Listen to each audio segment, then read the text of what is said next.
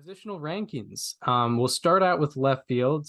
Left field was an extremely confusing experience. Um, Yes.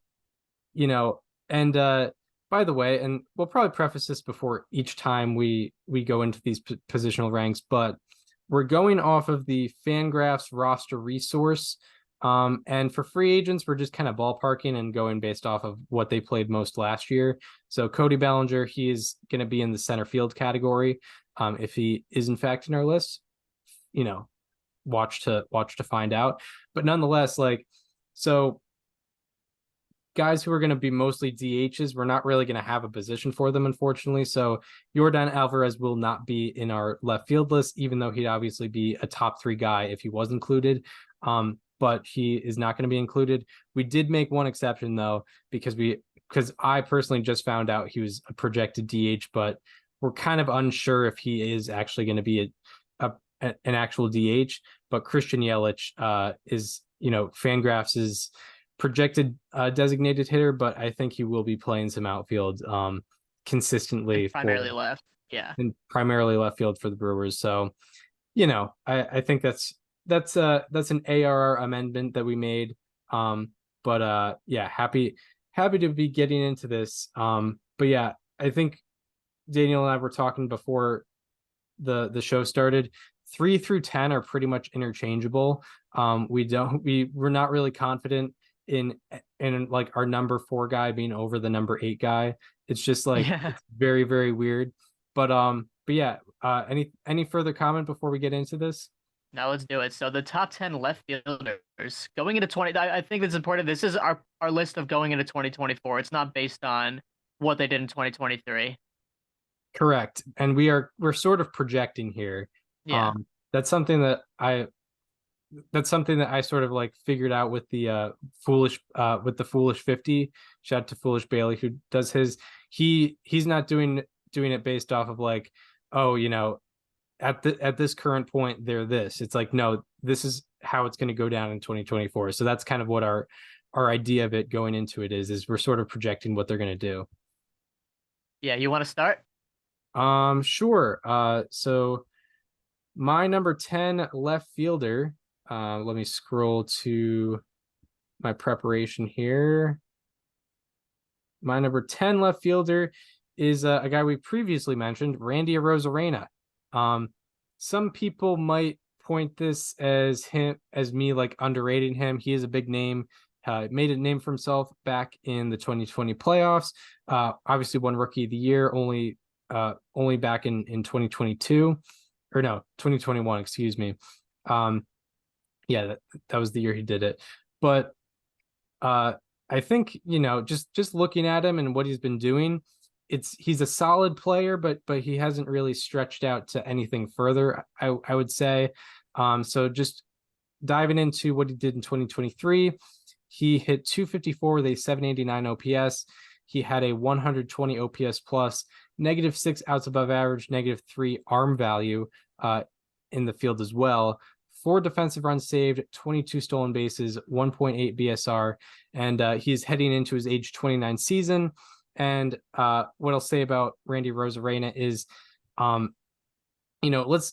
he's coming off 3 consecutive 2020 seasons, but I don't want him to be confused for a good base runner, because his base running actually has been negative because of how often he gets caught on the bases.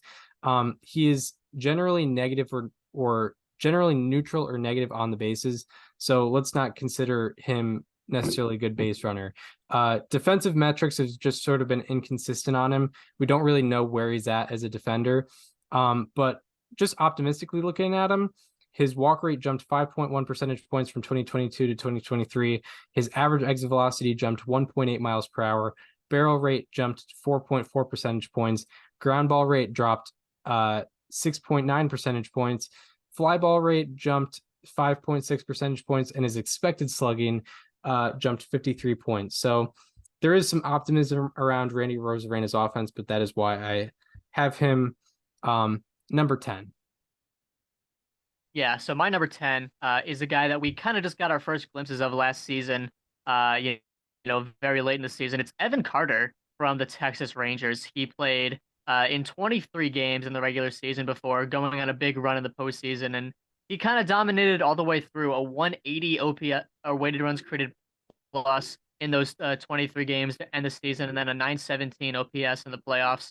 The reason I have him at 10, not higher on the list, is because for one, we haven't really seen a big sample size out of him, and two, his batted ball metrics kind of suggest that his success is not sustainable when you extrapolate it over a longer season, which is pretty natural because when you hit a lot of line drives for 2 weeks, it's going to look like that's what he did for the whole season, and he had a 33% line drive rate throughout the regular season and the postseason, a 15% fly ball rate.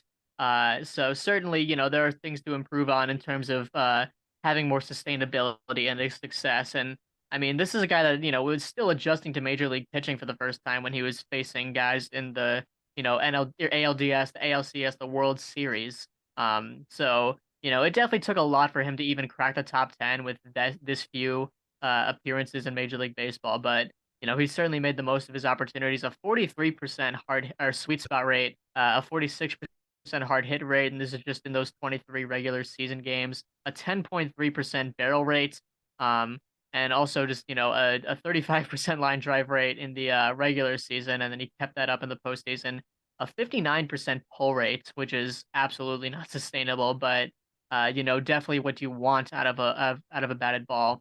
We've seen plenty of guys come up to the majors and do a lot worse than Evan Carter did, and he earned a spot in the top 10 with just a few plate appearances. But I think we need to see it over a longer stretch for me to put him higher on the list. Yeah, I definitely understand that. I mean, he's played between postseason and regular season. That's what, 40 games that he's played. Um, Mhm. I Something think, like that. yeah, something around there. So yeah, like it's definitely hard not to get hype on him. He definitely, I think, comes in as the rookie of the year favorite in the American League. Yeah, definitely.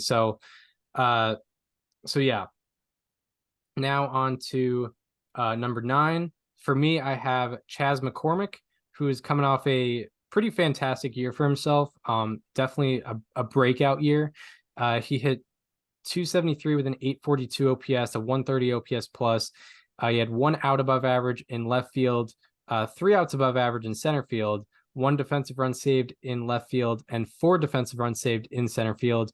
He also had 19 stolen bases and 1.7 BSR.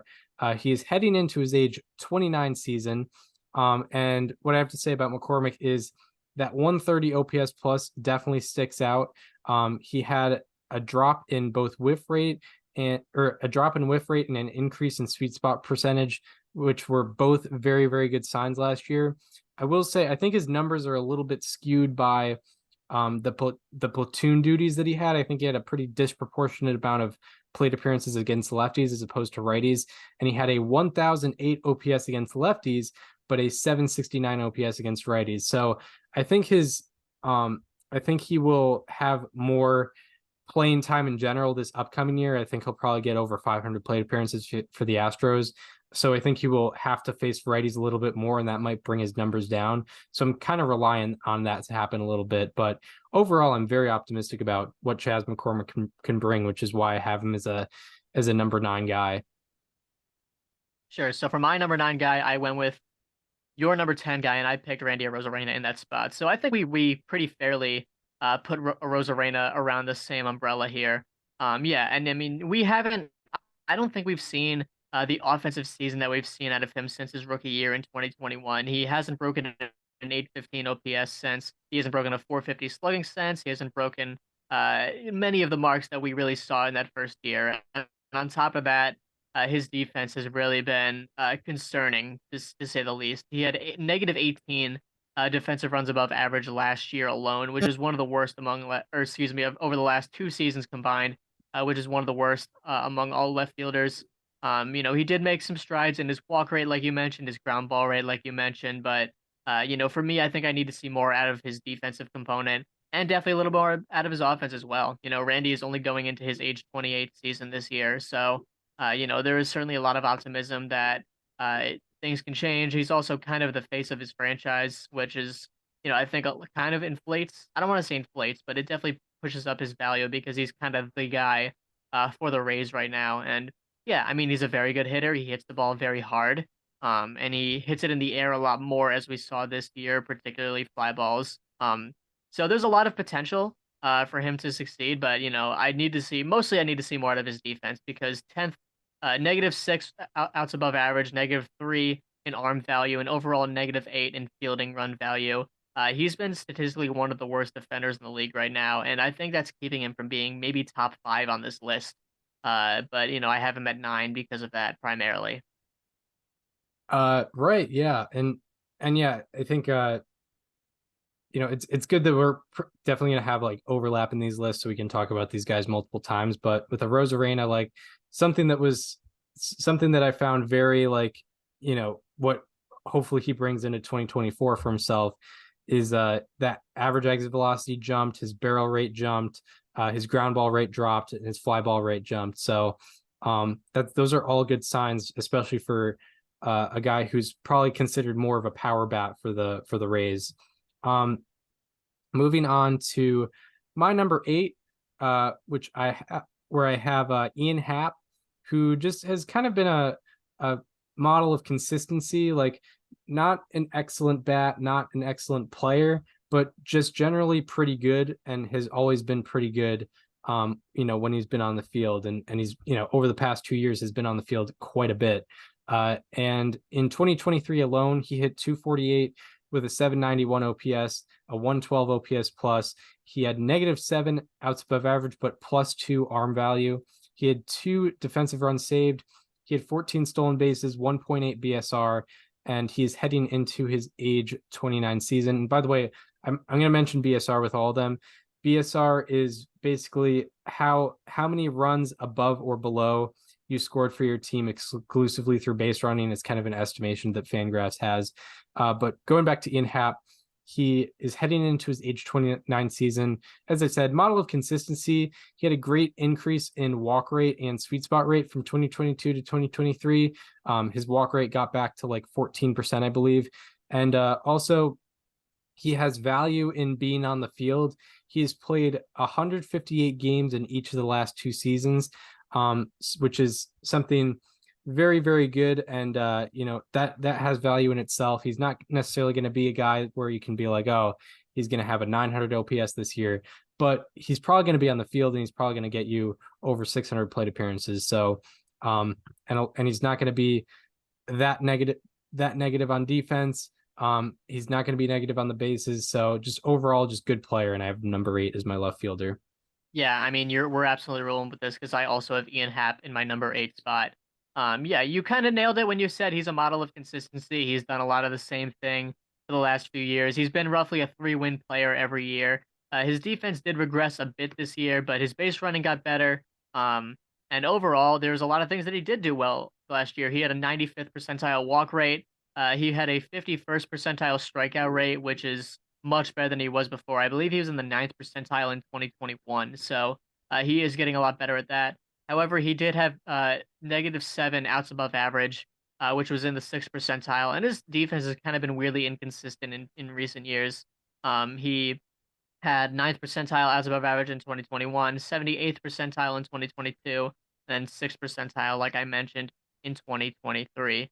Um, the big issue for me with Ian Happ is that he doesn't hit fastballs very well, and he hasn't done it for a while. In 2022, he had 1 run value against fastballs, a 249 expected batting average, 272 average, 537 slugging, which is good, but not as good as a lot of other hitters. But in 2023, he hit 185 against four-seam fastballs. He slugged 343. His expected numbers really were not that much better, and he didn't whiff on them too much. He whiffed at a 22% rate.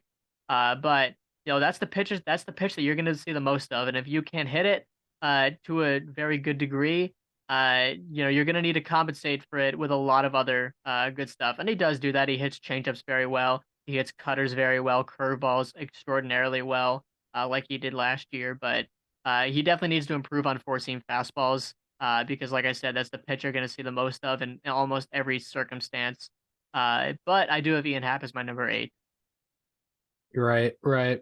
And he also as they say in Moneyball, he gets on base. He may not be, a 300 hitter, but he, got a 361 on base percentage last year.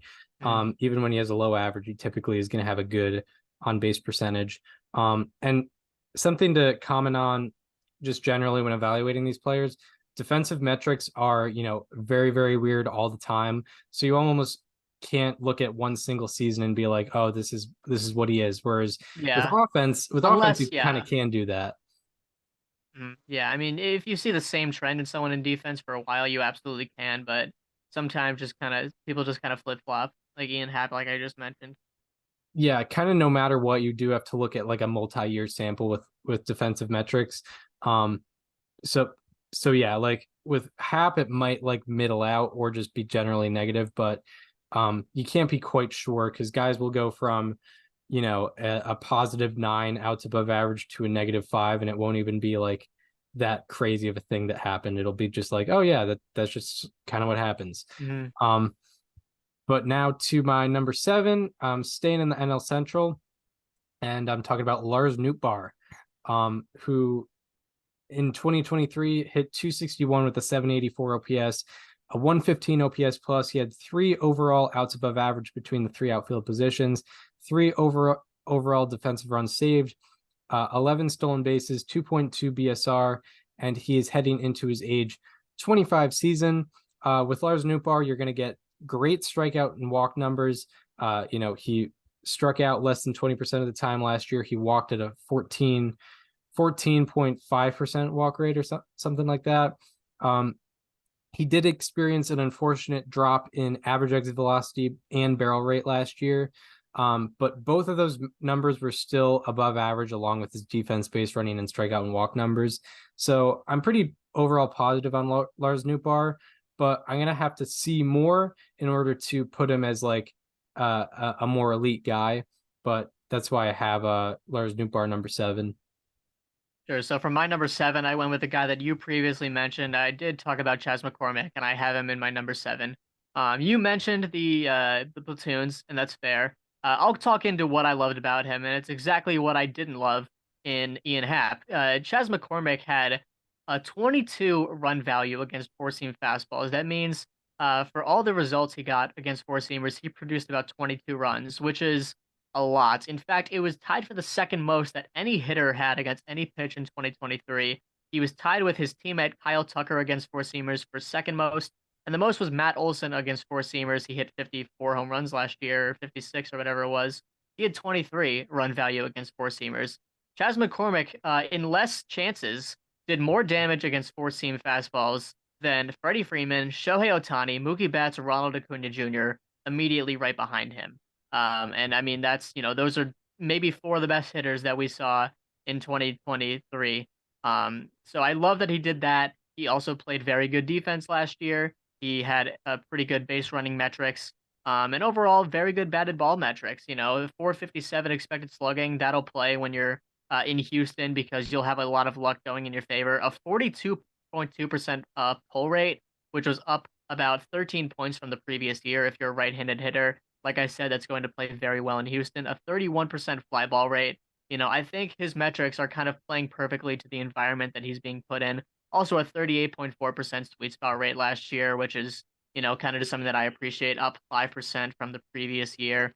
Strikeout rate and walk rate, they're around the major league average, I would say. Maybe a little under, but, I've certainly seen worse out of guys. But yeah, I really like Chas McCormick. He plays good defense. He's perfect for that environment, and yeah, he hits fastballs better than almost anyone. Yeah, he there's a lot of upside in McCormick. And yeah, like that defense, we have him. Fangraphs has him at left field, but he could very easily get a lot of innings at center field this year, which makes him even a more dynamic player. And I feel like almost he should just have to play center field. Yeah. The Fangraphs has Jake Myers over in center field for the Astros, who I believe is also a good defender, but McCormick is a very high quality defensive center fielder when he is out there. So now on to my number 6, and my number 6 is Christian Yelich, who we're making the the exception for, as he is listed on Fangraphs as a DH, but I don't know. That just seems kind of wrong. But all in all, in 2023, he had a kind of a solid bounce back year. Not a bounce back to his MVP days, but just an overall positive year. He hit 278 with an 818 OPS, a 124 OPS plus. He had 4 outs above average, but a -7 arm value, which brought down his defense. He had a -3 defensive runs saved, but 28 stolen bases, a 7.5 BSR, and a 66% extra base taken rate. And also, something I found fascinating was he was never thrown out on the bases outside of his caught stealings, which he only had 3 of them, but never thrown out on the bases, which is crazy. Also, Yelich is heading into his age 31 season. I think with Yelich, something to be optimistic about is he was a great beneficiary of the rule changes. He had a 72-point batting average increase on pulled ground balls. He also had 9 more stolen bases without getting caught stealing, 1 more time that he did in 2022. And also with Yelich, I'm very high on his walk numbers, very good walk numbers, gets on base in a good rate. And he always has a quality exit velocity and quality barrel numbers. So, puts it on the ground too much, but I think there's a good case for a good amount of people on this list that, have been putting it on the ground too much. But I like his base running. I like his ability to get on base and just an overall quality left fielder. Who do you have as your number 6? So my number 6, I have my biggest hit from my players to watch last year. It's Nolan Jones of the Colorado Rockies. I still don't really understand why the Cleveland Guardians decided to give up on him after just 28 games. But Nolan Jones did do extremely well in the 106 games the Rockies allowed him to play last year. Granted, he did have a 401 BABIP, which is not sustainable, which is kind of why I have him at number 6, despite him having a 931 OPS last year, and also very good, some of the best arm value in the league, also very good base running.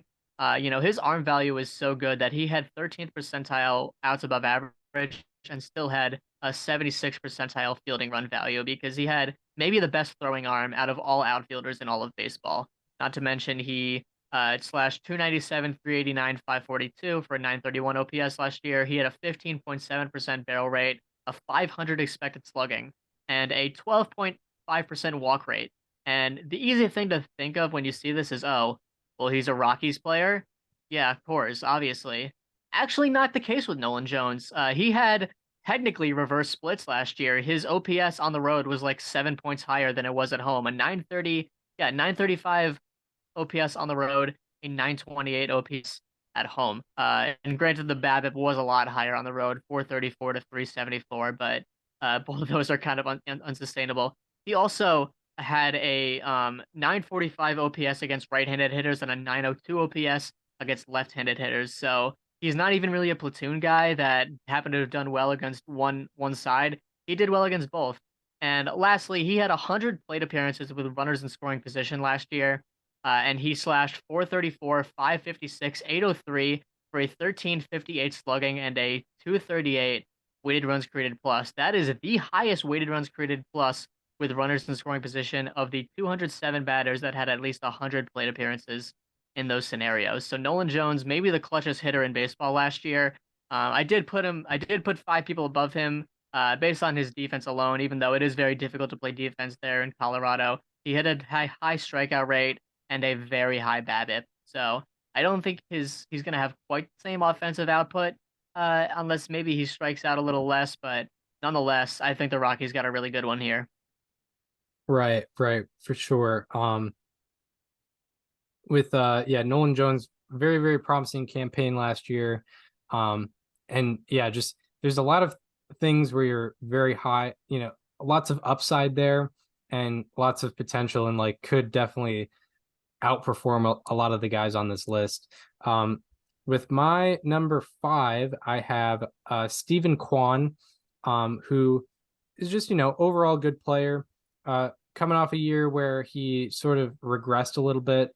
He hit 268 with a 710 OPS, a flat 100 OPS plus, but nonetheless, 9 outs above average, 16 defensive runs saved, 21 stolen bases, and 1.5 BSR. Kwon is heading into his age 26 season. And what I have to say about Kwon is, he's not as offensively adept as, if that's the right word, but he's not as offensively effective as guys like Christian Yelich, Lars Nootbaar, Ian Happ. But I think he could, get back to that 2022 level where he was at a 124 OPS plus, I believe. And also he is a much better defensive left fielder than all of those guys I just previously mentioned. He's the best defensive left fielder in baseball besides Varsho, if he is playing that position.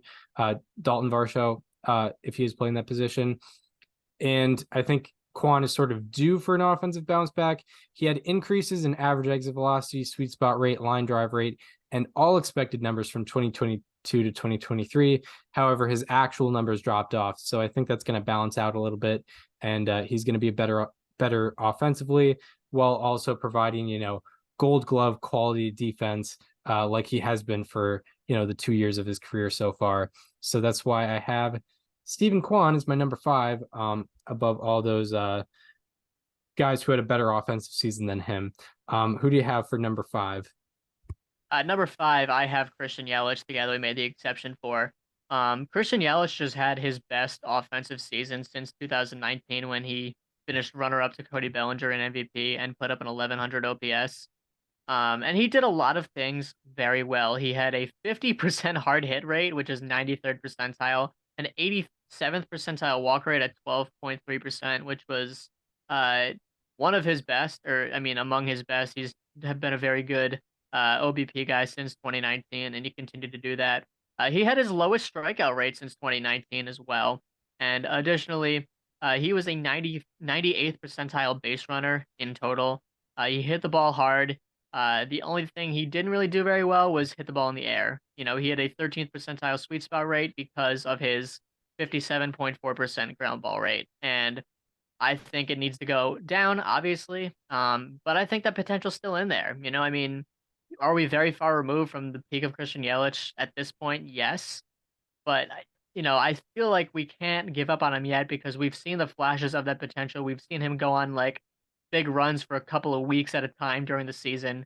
And I think we're capable of seeing even more of that in 2024. Right. And I think with a lot of players, but especially with Yelich, like, people can get skewed of what they think his actual performance is because of what he used to do. So like, okay, he's, his OPS plus is like 50 points worse than his prime, but also just objectively looking at it, like this past year, guy had a 4-win season, according to Fangraphs, stole 28 bases, had an 818 OPS. That's just an overall quality player. Even if he's far from his MVP days, it's still like, oh wow, like this is actually a very good player, and obviously like one of the, maybe the best hitter in the Brewers lineup right now, unless I'm forgetting somebody. It's him or William Contreras. Yeah, exactly. So, just a very, very quality player, and showed that in 2023. And I think there's reason to be skeptical because of what he did in like 2022 and 2021, but still, though, he was an above average player both of those years. So my number 4, this might, if these were released on like MLB Network, this is where people will get in the comments about it. But this is where I start to have maybe my hot takes. But still, I don't think he's that much better than the rest of the competition. But my number 4 is Evan Carter. He was your number 10. Yeah. So just breaking down what Evan Carter did in 2023, in the regular season and playoffs, he had 147 plate appearances, hit 303 with a 988 OPS. He was 6 for 6 on stolen bases, and right now he is heading into his age 21 / rookie season. I think with Carter, like, or what I'll say about Kwon, Yelich, Happ, all these guys I have him ahead of. I think they kind of are what they are. With Carter, like, he's shown a lot of potential, and I think he has just a great potential of outperforming all of them. He could flop, obviously. He could be, a below average offensive performer this year. But I think like he just has more potential to be better than what those guys have proven to be over the past couple of years.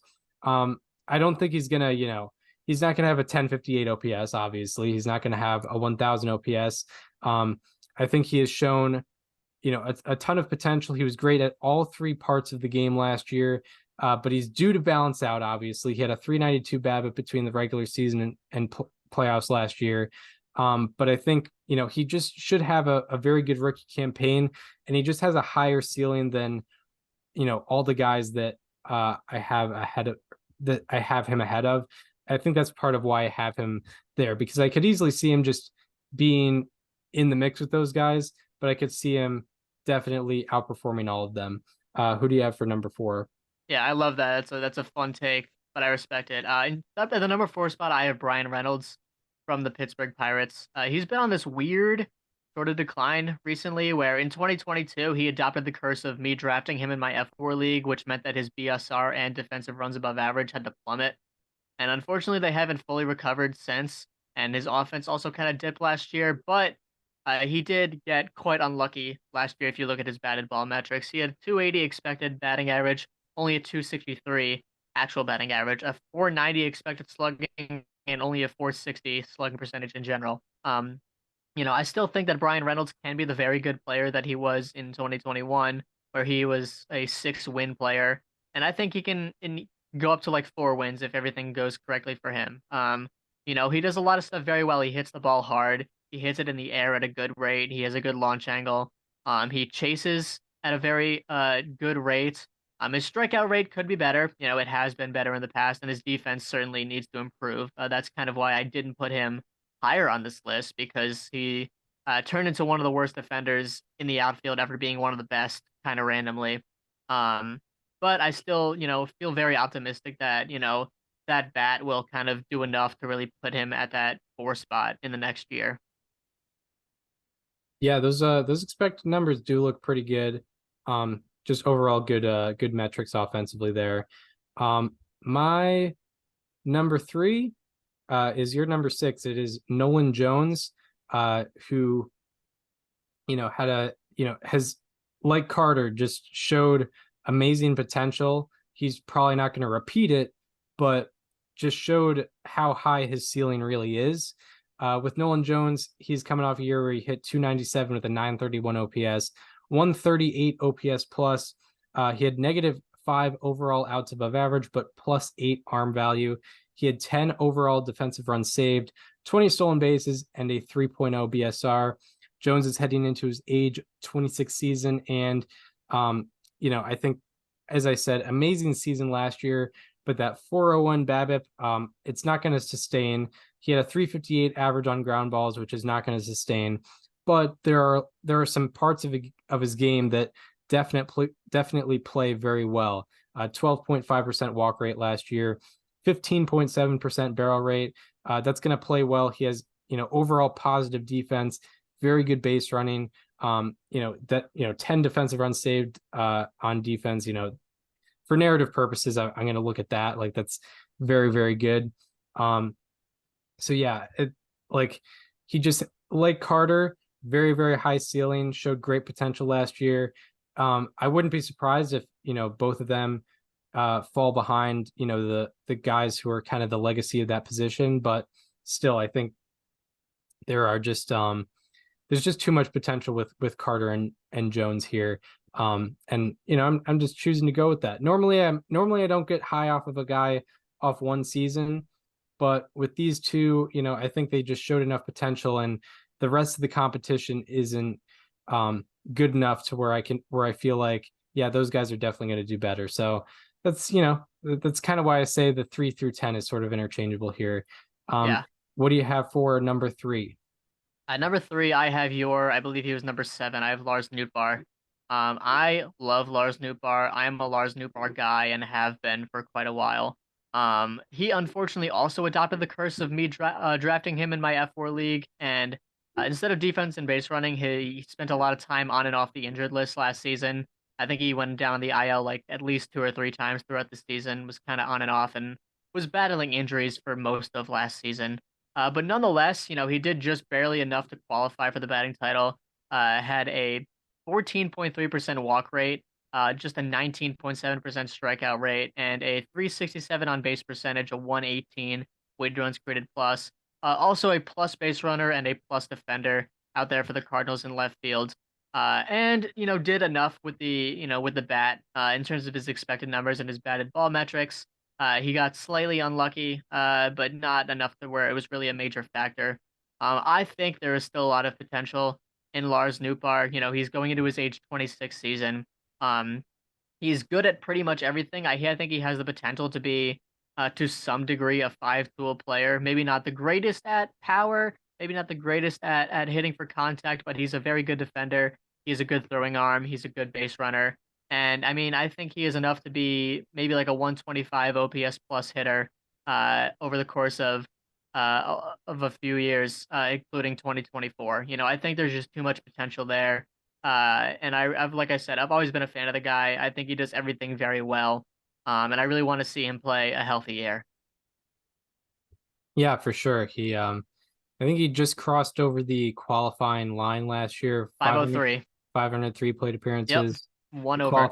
the qualifying line is 502. And now on to the final two. This is where it doesn't necessarily get interchangeable for Yeah. me. Like although I see like Carter and Jones could like outperform them. Like they might have a higher ceiling than this guy. I just don't think they're gonna do it. This guy's been a model of consistency offensively. I'm talking about Brandon Nimmo for my number two.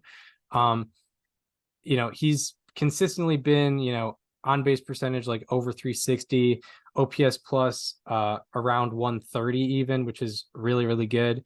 Just last year, he hit 274 with an 829 OPS, had a 127 OPS plus, one overall out above average between all positions, -7 defensive runs saved, but a lot of that was in center field, which is a harder position. He had 3 stolen bases, -2.6 BSR, and he is heading into his age 31 season. Like I said, kind of a model of consistency offensively when he's been on the field. He is one of 6 players with 350 plus plate appearances and a 360 plus on base percentage in each of the last 3 seasons. He joins Bryce Harper, Juan Soto, Aaron Judge, Freddie Freeman, and Paul Goldschmidt in that. And we're putting Nimmo in left field, even though he's mostly been a center fielder as of late, but he's a projected left fielder because the Mets just signed Harrison Bader. Shout out to my second correct free agent prediction Tough. because I randomly selected Bader as a Mets signee. But nonetheless, if Bader is in the lineup, Brandon Nimmo will not be a center fielder. At least he'll be right field or left field. So, and Fangraphs has him listed as left field. So he's my number 2 left fielder because just like looking at his OPS plus and on base percentage numbers, like it's just been there his pretty much his entire career, which is a really, really good thing. And you can't say that for really most of the people on this list. So who do you have as your number 2? I also have Brandon Nimmo. Yeah, I mean, this is where it gets not interchangeable here. In 2023, he had his highest career slugging percentage in a full season since 2018. He had his highest isolated power in a full season, also since 2018. A 4.3 wins above replacement, and he did this despite regressing on base running and defense. But the only reason he did that was, of course, because I drafted him in F4 last season. A 363 on base percentage, which is shockingly below his career average. A 380 career OBP is a ridiculous thing to carry over 8 seasons and 3,000 plate appearances. There's just so much that Brandon Nimmo does well. He hits the ball very hard. He had, a 91, almost 92 mile per hour average exit velocity last year, a chase rate below 20%, a walk rate above 10%. Um, and yeah, I mean, he's the number 2 left fielder on this list. I mean, he's solid at everything. Even with the regression in defense and base running, it feels like something he can come back from. He's going into his age 30 season next year, but yeah, I mean, he also had his highest launch angle in a full season ever. This is because he dropped his ground ball rate and upped his fly ball rate for the first time since 2019. And he's a guy that, like I mentioned, hits the ball hard. So you want guys like that hitting as many fly balls as possible. and that's what Brandon Nimmo did last year. So he was my number two. Yeah, and if I don't have the numbers here, but if I'm not mistaken, his home run total did go up. It did. Yeah. Um, yeah, Did he? from Did I believe he hit his most homers in a year? Yeah, he did. 24. He hit 20 for the first time. yeah, 24 home runs, probably in left field, probably going to be comparatively pretty quality defender, and is usually better on the bases, but I think just got it was him or another guy who got like thrown out a lot on the bases. Like I kind of looked at why these base running metrics were low, and I think Nimmo might have just gotten thrown out a lot, which I just don't think is going to happen for another year. So now on to number one, and of the listed left fielders, this one just definitely makes the most sense after the year he had last year. Talking about Corbin Carroll, who is a projected left fielder for the Arizona Diamondbacks. Kind of played everywhere last year, but he's projected as a left fielder on Fangraphs. He also played more games in left than anywhere. Yeah, played more games in left than anywhere. And last year finished top 5 in MVP after hitting 285 with an 868 OPS, a 134 OPS plus, 4 overall outs above average, although -6 arm value, -3 defensive runs saved. But the main kicker, the main part of his game is 54 stolen bases, 15.8 BSR, and a 72% extra base taken rate, which is almost double league average. Absolutely absurd. With Corbin Carroll, he's heading into his age 23 season, his second full season. And just, I think the numbers sort of speak for themselves. He's one of the best athletes in the game. He's, a real, probably maybe the best base runner in the game, even after just one season. And he outperformed his expected stats last year, but naturally a guy like him is going to outperform his expected statistics because he's so fast and he's able to get some infield hits that most guys in the league can't get. So yeah, there's really nothing I'm alarmed about with Corbin Carroll heading into 2024. I don't know if he's going to be a top 5 MVP again, but that's not going to be surprising if that does happen. So very excited about what Corbin Carroll is bringing to the table. Yeah, I mean, there's no putting anyone else for the top left fielder in the game going into 2024. I also put Corbin Carroll. That was the one guy where I didn't even have to look. You see the names of the left fielders, and he's the one that stands out above the rest. I didn't even have to look at any of his stats. I didn't have to look at any of his numbers, his projections for 2024. He's the number one guy, and I think anyone else would put him there too because he is a guy that established himself as a top 15, top 20, maybe even top 10 player in the game in his first full season at age 22. Drafted out of high school, kind of flew through the minor leagues despite, missing the entire 2020 season. He has excelled at every level of professional baseball that he's appeared in. His lowest weighted runs created plus in any year at any given level was only a 131 OPS plus in 2022 as a 21-year-old playing 32 games in Major League Baseball. And the Diamondbacks gave him a contract extension before the season. It almost looks like they didn't give him enough, right? A 6-win player last year, despite -4 defensive runs above average because of that, like you mentioned, 15.8 BSR. He had one of the best base running seasons of all time, and Foolish Bailey made a baseball bits video about that. You can check that out. Very good defender for OAA. His weirdly his defensive numbers are kind of inconsistent. But still, I know I'm just mentioning what Fangraphs thought of him despite the bad defense according to them. Best base runner in the game, 99th percentile sprint speed, 99th percentile base running value. And then he hit very well. And the only thing that he could improve on is that he had first percentile arm value. In terms of his throwing arm, wasn't very good with throwing, but you can kind of forgive that in this scenario because he's a great hitter, an unbelievable base runner, whatever you want to believe as a fielder. I mean he's the number one left fielder. Yeah, and with the arm stuff, like with how much range he has, he probably makes up for the plays he can't make with his arm with how much range he's able to get and how that's with the speed that he has, he just naturally is going to have so much range along with whatever defensive skill he has. So do we want to just quickly say, go through our lists here? Number one, I have Carroll, you have Carroll. Number two, I have Nimmo, you have Nimmo. Mhm.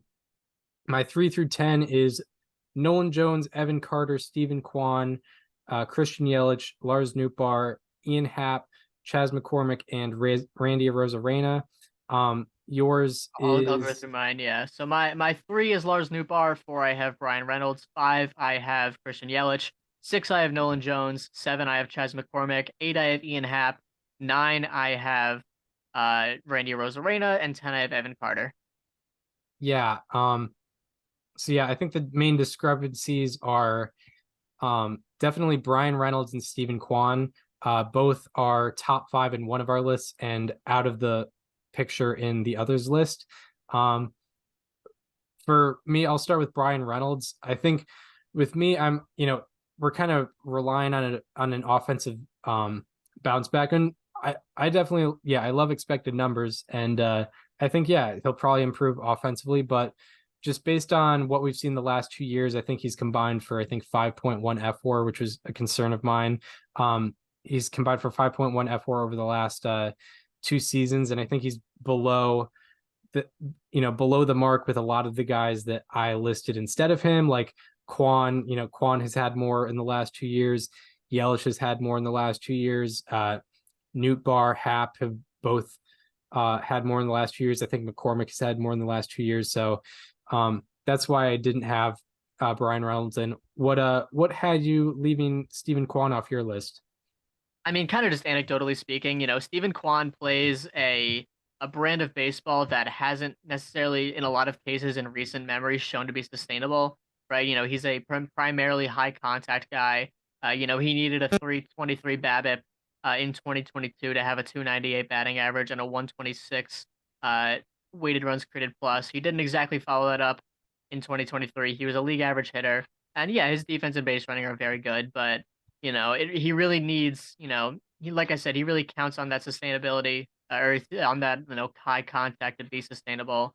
And it would not surprise me if he outperforms where I put him on my list because, like I said, there's so much interchangeability in left field. But someone had to go, and unfortunately, it had to be him. I really do like Stephen Kwan. He was my number one hit in 2022, and maybe the best hit that anyone has ever had on a player to watch in the history of this show. At least he's up there. And I'm rooting for the guy. I certainly am. But, for me, I just had to leave someone off and he ended up being that guy. Right, right. Yeah, and like we said before the show, with left field, 3 through 10 was very interchangeable, and probably like 3 through 12 was pretty interchangeable as well. Like I have Nolan Jones as my number three, and Randy Arozarena as my number 10, but I think Nolan Jones is barely going to be better than Randy Arozarena. I don't think it's.